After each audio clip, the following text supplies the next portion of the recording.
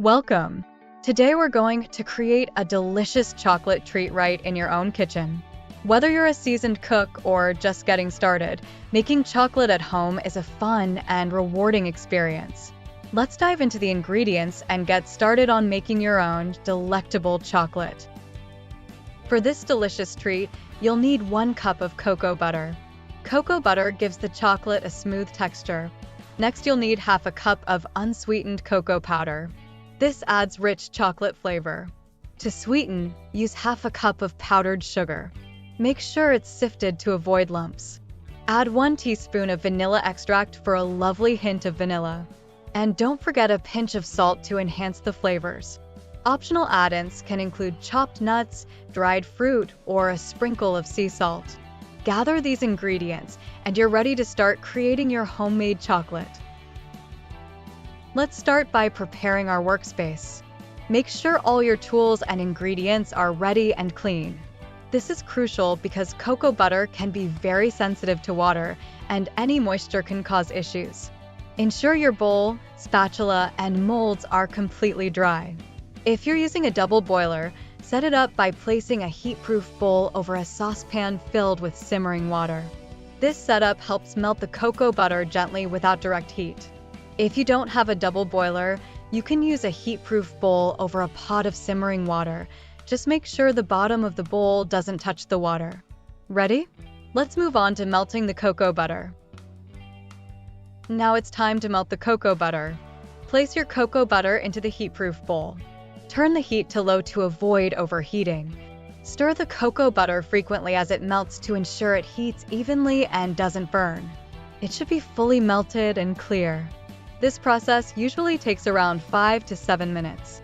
If you're using a double boiler, make sure the water is just simmering and not boiling vigorously, as this could affect the cocoa butter. Once it's melted, remove the bowl from the heat. We're now ready to combine the ingredients.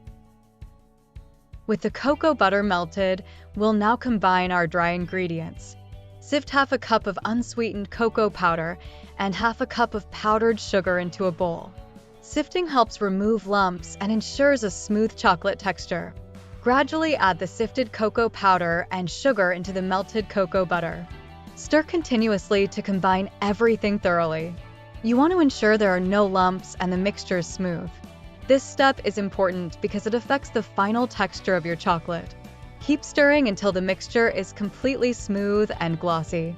Next, we'll add flavorings. Let's add some flavor to our chocolate. Stir in 1 teaspoon of vanilla extract. This will give your chocolate a wonderful vanilla undertone. Along with the vanilla, add a pinch of salt to enhance all the flavors. If you're including any optional add-ins like chopped nuts, dried fruit, or a sprinkle of sea salt, now's the time to fold them into the mixture. Gently mix these ingredients into the chocolate until evenly distributed. The flavorings should be well incorporated without disrupting the smooth texture of the chocolate. Once mixed, it's time to pour the chocolate into molds. Pour the chocolate mixture into your molds. If you're using a baking sheet, spread the chocolate evenly and smooth the top with a spatula. For molds, simply pour and tap the molds gently on the counter to release any air bubbles and to ensure an even surface. Place your molds or baking sheet in a cool, dry place. If you want to speed up the process, you can refrigerate them. Let the chocolate set for about 20 to 30 minutes. You'll know it's set when it's firm to the touch. After setting, it's time to remove the chocolate from the molds or break it into pieces. Finally, store your homemade chocolate. Place it in an airtight container to keep it fresh. You can keep it at room temperature if it's not too warm, or in the refrigerator if you prefer. Chocolate stored in the fridge might develop a slightly dull appearance, but will still taste great. If you're using any decorative toppings or adding extra flavorings, make sure they're applied before the chocolate sets completely. And lastly, here are some helpful tips for perfecting your homemade chocolate. First, let's talk about tempering. Tempering chocolate gives it a beautiful shiny finish and a crisp snap. To temper, heat the chocolate to about 115 degrees Fahrenheit or 46 degrees Celsius. Then, Cool it down to around 80 degrees Fahrenheit or 27 degrees Celsius, and finally, reheat it to 88 to 90 degrees Fahrenheit or 31 to 32 degrees Celsius. This process helps stabilize the cocoa butter crystals and improves the texture and appearance of your chocolate. Next, don't be afraid to experiment with flavors.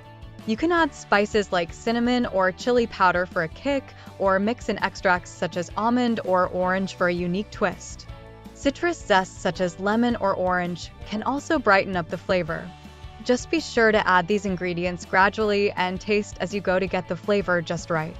Finally, avoid getting any water into your chocolate.